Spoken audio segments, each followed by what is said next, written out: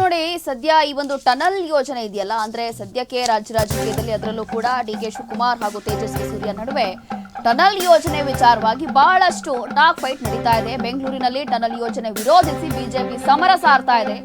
ಲಾಲ್ಬಾಗ್ನಲ್ಲಿ tunnel ವಿರೋಧಿಸಿ BJP ಜನಜಾಗೃತಿ ಕಾರ್ಯಕ್ರಮ ಇವತ್ತು ಹಮ್ಮಿಕೊಂಡಿದ್ರು. ಆರ್ ಅಶೋಕ್ ಅವರ ನೇತೃತ್ವದಲ್ಲಿ ಸಹಿ ಸಂಗ್ರಹ ಅಭಿಯಾನವನ್ನ ಇಟ್ಕೊಂಡಿದ್ರು. ಜನರಿಂದ ಸಹಿ ಸಂಗ್ರಹ ಮಾಡಿ ಅಭಿಪ್ರಾಯವನ್ನ ಸಂಗ್ರಹಿಸ್ತಾ ಇದ್ರು. ಇವತ್ತು ಬೆಂಗಳೂರಿನಲ್ಲಿ ಟನಲ್ ಯೋಜನೆ ವಿರೋಧಿಸಿ ಬಿಜೆಪಿ ಸಮರ ಸಾರ್ತಾ ಇದೆ. ಒಟ್ಟಿನಲ್ಲಿ ಈ ಟನಲ್ ರೋಡ್ ವಿಚಾರದಲ್ಲಿ ಇವಾಗ ಒಂದು ಫೈಟ್ ಶುರುವಾಗ್ಬಿಟ್ಟಿದೆ. ಯಾರು ತೇಜಸ್ವಿ ಸೂರ್ಯ ಮತ್ತೆ ಡಿ.ಕೆ. ಶಿವಕುಮಾರ್. ಇವಾಗ ಇವರಿಬ್ಬರ ನಡುವೆ ತೇಜಸ್ವಿ ಸೂರ್ಯ ಅವ್ರ ಜೊತೆ ಆರ್ ಅಶೋಕ್ ಅವರು ಸಾಥ್ ಕೊಡ್ತಾ ಇದ್ದಾರೆ. ಇದೇ ವಿಚಾರಕ್ಕೆ ಇವತ್ತು ಕೂಡ ಈ ಒಂದು ಅಭಿಯಾನ ಅಥವಾ ಈ ಒಂದು ಪ್ರೊಟೆಸ್ಟ್ ನ ಇಟ್ಕೊಂಡಿದ್ರು.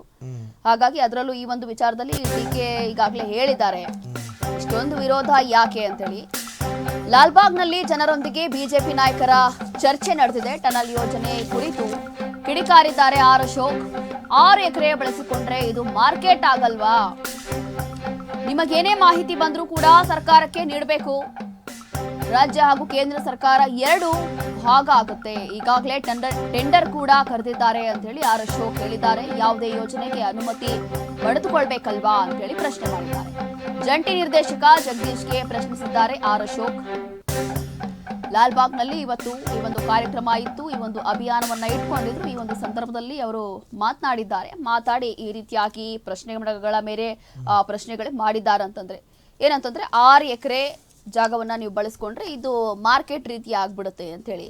ಈಗಾಗಲೇ ಟನಲ್ ರೋಡ್ ಬೇಡ ಅಂದ್ರೆ ಟನಲ್ ರಸ್ತೆಗೋಸ್ಕರ ನೀವು ಇಷ್ಟೊಂದು ಕೋಟಿ ಹಣ ನೀವು ಇನ್ವೆಸ್ಟ್ ಮಾಡ್ತಾ ಇದ್ದೀರಾ. ಅದ್ರ ಬದಲು ಹೋಗಿ ಮೆಟ್ರೋ ರೆಡಿ ಮಾಡಿ ಅಂತ ಹೇಳ್ತಾ ಇದ್ರೆ ಮೆಟ್ರೋ ಅಭಿವೃದ್ಧಿ ಮಾಡ್ತೀವಿ ಅಂತ. ಯಾಕೆ ಇವರಿಗೆ ಲಾಲ್ಬಾಗ್ ಟನಲ್ ಮೇಲೆ ಕಂಡು ಬಿದ್ದುಬಿಟ್ಟಿದೆ ಅಂತ? ಯಾಕೆ ಅದು ಇತಿಹಾಸವಾಗಿ ಬಂದಂತಹ ಬಂಡೆ, ಅದನ್ನು ಕೂಡ ಬೆಂಗಳೂರಲ್ಲಿ ಉಳಿಸಬಾರ್ದ? ಈಗಾಗಲೇ ಕೆರೆಗಳನ್ನು ನುಂಗಿ ನೀರು ಕುಡಿತಾ ಇದ್ದೀರಿ.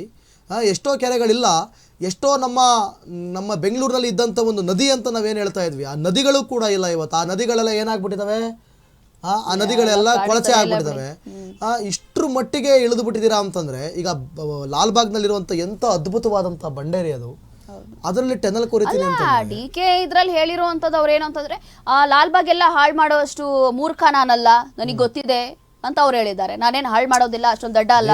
ಅಲ್ಲಿಂದ ಬಂಡೆನ ತೆಗೆದ್ಮೇಲೆ ಮುಗಿತಲ್ಲ, ಅದೇ ಅಟ್ರಾಕ್ಷನ್ ಅಲ್ಲಿ ನೀವು ನೋಡಿದಿರಲ್ವಾ ಬಂಡೆ, ಅದೇ ಅಟ್ರಾಕ್ಷನ್. ಇಡೀ ಲಾಲ್ಬಾಗ್ ಅಂದ್ರೆ ಆ ಬಂಡೆ. ಅದಿಲ್ಲ ಅಂತಂದ್ರೆ ಅದಕ್ಕೊಂದು ಅರ್ಥ ಬರುತ್ತಾ?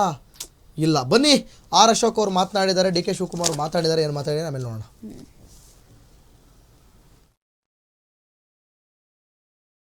ಡಿ.ಕೆ. ಸೂರ್ಯ ಅವ್ನಿಗೆ ಸ್ವಲ್ಪ ಅವನಿಗಿನ್ನ ಈಗ ನಾನು ಹೇಳ್ಸಂದ್ರೆ ನೀನೇ ನನಗೆ ಹೇಳ್ಕೊಡ್ತಾ ಇದ್ದೀಯ ಹೇಳೋದು. ಅವನ್ ದೊಡ್ಡ ಲೀಡ್ರು, ಬಹಳ ಅತಿ ಬುದ್ಧಿವಂತ. ಪಾಪ ಫ್ಲೈಟ್ ಡೋರ್ನೇ ಓಪನ್ ಮಾಡ್ಬಿಟ್ಟು ಅಲ್ಲೋಗಿ ಅಮೆರಿಕಾಗ ಹೋಗ್ಬಿಟ್ಟು ಇಂಟರ್ವ್ಯೂ ಇಲ್ದೆ, ಪಾಪ ಪರ್ಮಿಷನ್ ಇಲ್ದೆ, ಪಾಪ ಇವರು ವೈಟ್ ಹೌಸ್ ಟ್ರಂಪ್ ಮೀಟ್ ಮಾಡಕ್ ಹೋಗಿ ಅಲ್ಲೆಲ್ಲ ಉಗಿಸ್ಕೊಂಡು ಬಂದ. ಆಮೇಲೆ ಕಾರ್ ಬೇಡ ಅಂತ ಹೇಳ್ತಿದ್ದ, ಬಂದು ನನ್ನ ಹತ್ರ ಒಂದು ಅರ್ಜಿ ಕೊಟ್ಬಿಟ್ಟು ಮದುವೆ ಆಯ್ತಾ ಇದ್ದೀನಿ ಅಂತ ಅಂದ್ಬಿಟ್ಟು ಒಂದು ಅರ್ಜಿ ಬೇರೆ ಕೊಟ್ಬಿಟ್ಟು ಹೊಸ ಕಾರ್ಗೆ ಬೇರೆ ಅರ್ಜಿ ಹಾಕ್ಬೋದು. ಮದುವೆಕ್ಕಿಂತ ಮುಂಚಿತವಾಗಿ ಲೆಟರ್ ಇದೆ, ಬೇಕಾದ್ರೆ ನಿಮ್ಗೆ ರಿಲೀಸ್ ಮಾಡುವಂತ ನಾನು ಮಾಡ್ತೀನಿ. ನಮ್ಮ ಸರ್ಕಾರಕ್ಕೆ ಕೊಟ್ಬಿಟ್ಟು ಇವೆಲ್ಲ ಇದೆ. ಈಗ ನೋಡಿದ್ರೆ ಮೆಟ್ರೋ ಮನಿ ಎಲ್ಲ ಅಂತ ಹೇಳ್ತಾರೆ.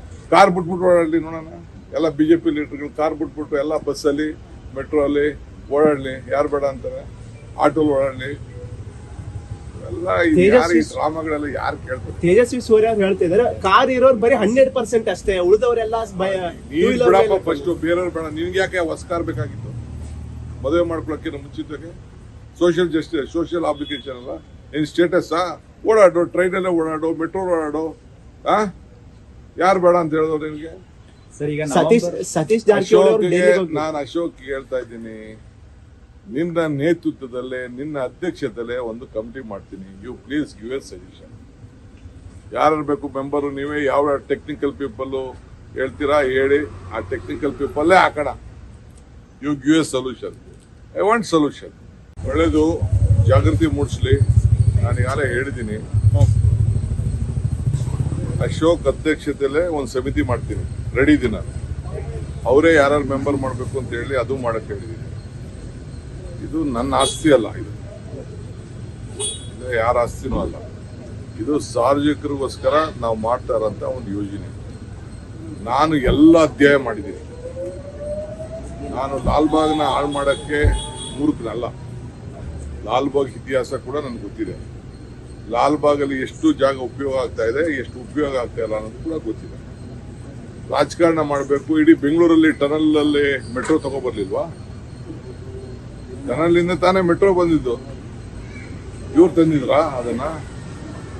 ಹೋಗಿ ತೆಗೆದು ದಾಖಲೆ ತೆಗೆಸಿ ನೋಡ್ಲಿ.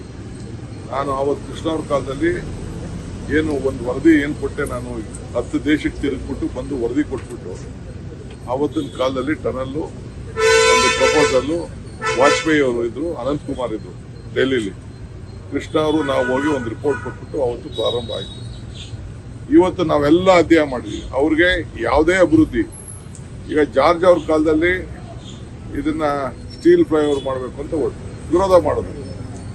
ಸೊಲ್ಯೂಷನ್ ಏನು? ಈಗ ಅವ್ರು ಹೇಳ್ತಾ ಇದ್ದಾರೆ, ಯಾರೊಬ್ಬ MP ಬಂದು ಮಾತಾಡ್ತಾ ಇದ್ದಾರೆ, ಇದನ್ನ ರೈಲ್ ಮಾಡಿ ಅಂತ. ಎಲ್ಲಿದೆ ರೈಲ್ ಮಾಡಕ್ಕೆ? ಸೆಂಟ್ರಲ್ ಗೌರ್ಮೆಂಟ್ ಇದೆ, ಮಾಡ್ಲಿ ರೈಲು.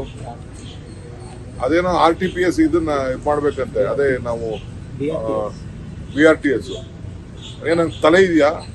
ಬೆಂಗಳೂರಲ್ಲಿ ಎಲ್ಲರೂ ಜಾಗ ಇದೆಯಾ RTPS ಮಾಡಕ್ಕೆ? ದಿನಕ್ಕೊಂದು 100 ಜನ ಸಾಯ್ತಾರಷ್ಟೇ. ಜಾಗ ಎಲ್ಲಿದೆ? ಈಗ ಹುಬ್ಳಿಲಿ ಟ್ರಯಲ್ ಮಾಡಿದ್ರು ಜಗದೀಶ್ ಶೆಟ್ಟರ್ ಅವರು, ಇವತ್ತು ಸಕ್ಸಸ್ ಆಗಿಲ್ಲ. ಅದು ಮಾಡಕ್ಕೆ ಎಲ್ಲಿ ಜಾಗ ಇದೆ ಹೇಳಿ? It is not possible. Practical ಆಗಿ ಅದೆಲ್ಲ ಪಾಸಿಬಲ್ ಇಲ್ಲ. ಸೊಲ್ಯೂಷನ್ ಕೊಡ್ಲಿ. ಟೀಕೆ ಮಾಡೋದು, ವಿರೋಧ ಪಾರ್ಟಿ ಟೀಕೆ ಮಾಡೋದು ಅದು ಬೇರೆ ವಿಚಾರ. ಒಂದು ಸೊಲ್ಯೂಷನ್ ಕೊಡ್ಲಿ. ಸೊಲ್ಯೂಷನ್ ಕೊಟ್ಟಾಗ ಖಂಡಿತ ಒಳ್ಳೆ ಸೊಲ್ಯೂಷನ್ ಒಪ್ಕೊಳ್ಳೋಣ. ಈಗ ಅವರು ಸಹಿ ಸಂಗ್ರಹ ಮಾಡ್ತಾ ಇರಲ್ಲ, ನಾನು ಒಂದು ಕರೆ ಕೊಡಕ್ಕೆ ಗೊತ್ತಿದೆ ನನಗೂ. ಸಹಿ ಸಂಗ್ರಹ ಅವ್ರಕಿನ್ನ ಸಂಘಟನೆ, ಅವ್ರೊಂದು ಸಂಸ್ಥೆ ಇಟ್ಕೊಂಡು ಸಂಘಟನೆ ಮಾಡ್ತಾ ಇರ್ಬೋದು. ನನಗೆ ಸಂಸ್ಥೆನೇ ಇಲ್ಲ, ಬರೀ ಪಕ್ಷದಲ್ಲಿ ನಾವು ಸಂಘಟನೆ ಮಾಡ್ತಾರೆ. ಅವರು ಸಂಘಟನೆ ಒಂದು RSS ಸಂಘಟನೆ ಇಲ್ಲ ಅಂತಂದ್ರೆ ಅವ್ರ ಪಾರ್ಟಿ ಝೀರೋ. ಇವತ್ತೇನಾರು ಅವ್ರ ಪಾರ್ಟಿ ಬದುಕಿದೆ ಅಂದ್ರೆ RSS ಇಂದ. ಅವ್ರು ಬೇರೆ ಏನೇನು ಅವ್ರ ಹತ್ರ ಏನು ಅಸ್ತ್ರ ಏನಿಲ್ಲ.